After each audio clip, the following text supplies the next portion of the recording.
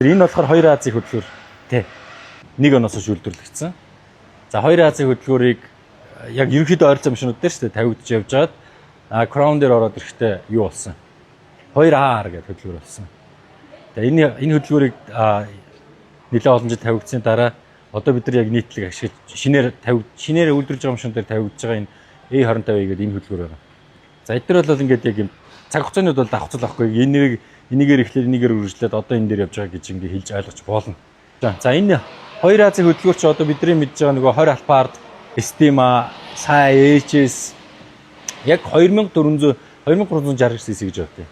Тэгээ 2400 cc хөдөлгөөртэй хибрид бол бензин машинууд дээр нийтлэг явж байгаа юм хөдөлгөөр байгаа. За энэ дээр бол бас яг энэ зуны аялал зугаалгын цагтай холбоотойгоор ерөнхийдөө тосны зарцуулт тос жоохон идэх гээд байдаг хөдөлгөөр гэсэн үг. Тэгэхээр тэр талаар нэлээд анхаарах хэрэгтэй. Өөрөөр хэлбэл одоо яг тосыг байх ёстой түвшинд нь нэмэх, шаардлагатай солих, тосны бохирдол гайгүй байх юм бол тосоо яг өмнө нь хийжсэн тэр тосоо тодорхой хэмжээнд нэмж хэвийн түвшинд аваачих. За магадгүй 1 литр тосыг нөөцөнд авч явахыг бол зөвлөж байна. Яг тэгэхээр энэ олон мянган километр өндөр хаалтан дээр бол ерөөхдөө жоохон тос идэх гэдэг хөдөлгөөр гэсэн. Дараагийнх нь хөдөлгөөр дээр бол одоо энэ машин дээр бол 210 Camry, за 30 Alphard яг 2500 cc-тэй энэ баг маш олон машинууд байгаа. Camry юу гэдэг лээ те 50 Camry Enter дээр гэдэг. Энэ хөдөлгөөрийн хувьд бол ерөөхдөө нэг ийм анзаарэгддэг зүгээр одоо олон жил ингээд ашиглаад яваад ирэх юм. Одоо энэ агарын систем буюу одоо бидний бол яг агаар орж байгаа хэсэг бол коллектор гэж явж шүү дээ. Тэгэхээр тэрний бохирдлын EGR-ийн бохирдол тэрний бохирдол нэлээд их байдаг. Тэгэхээр хол замд явахаас өмнө бас энэний одоо агарын холимгийн хаалтны тэр цэвэрлэгч гэдэг юм уу тэрнтэй холбоотой. Тэр нь хүнийхээр бол нэг амьсгалын зам юмыг аюу сайн цэвэрлж өгөх хэрэгтэй. Энээс дараагийн хөдөлгөөр учраас тосны зарцуулалт бол харьцангуй гайгүй. Их амар тос мөс нөөцтэй байх шаардлага байхгүй. Гэхдээ тосыг хэвийн түвшинд тавиад явчихад бол нэг их тос нөөцөх шаардлага байхгүй. Хол замд явахаас өмнө яг энэ цэвэрлэгээ талын юм хийчих юм бол ер нь аюу зарцуулалт багт илүү хүч нэмэгдээд тий. Одоо бид нар чинь ингээд нэг байнгын төгжрөл донд нэг өндөр хаазлагдахгүй ингэж явж байгаа хөдөө гараад явж байгаа. Тэнгүүт нөгөө тоос шорооны бохирдол байд юм уу тий бензиний чанар гэдгээс хамаарат ерөөхдөө энэ холимгийн хаалт яг агаар ордог тэр системүүд нь ерөөхдөө нэлээд бохирдол үүссэн байдаг байхгүй. За тэрийг бол яг цэвэрлж өгдөг зориултын газар хүмүүс төр цэвэрлүүлээрэ гэсэн үг.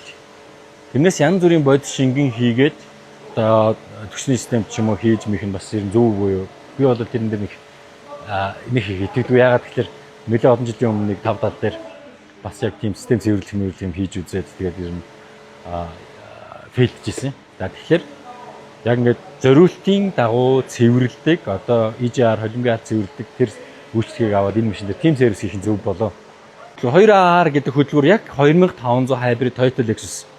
Одоо бүгдээр яг ингээ харах юм бол NX дээр байж гин, Camry дээр байж гин, 50 Camry дээр байж гин, 210 Crown дээр байж гин, 30 Alphard дээр байж гин, 65 Harrier байж гин. Энэ яг ийм дунд домтой одоо баг ингээд арлын дугаарыг та өөрсдөө машиныхаа яг энэ юу онгоолоод энэ зүүн талын жашигтлын баган дээр чинь арлын дугаартай пайз байгаа шүү дээ. Энэ дээр байгаа 2R FSE гэж юм уу? Яг энэ өөрсдийнхөө машин дээр 2500 машин дээр энийг анхаарч байгаа ийм хөдөлгөөртэй байна мэдэхгүй.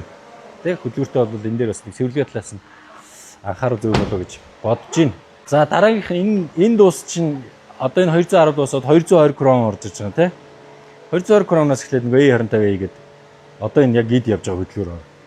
За энэ дээр бол миний анзаарж байгаагаар хамгийн эхлээд нэг 17 орчим оны Camry дээрээс анх тавигдчих эхэлсэн гэдэг чинь одоо 8 9 жил явцсан хөдөлгөөр гэсэн. Одоо муулах юм алга одоо 26 generation 6 дээр явж байгаа юу вэ штэ RAV4. Одоо яг шинээр үйлдвэрлэж байгаа RAV4. За тэгээд NX 350H, RX 350H гэдэг яг одоо дилерүүд дээр яг шинээр зарагдаж байгаа тэр загваруудаас ийм хөдөлгөөртэй явж байгаа. Тэгэхээр энэ дээр бол нийтлэг асуудал проблем бол юм харагдаагүй байгаа.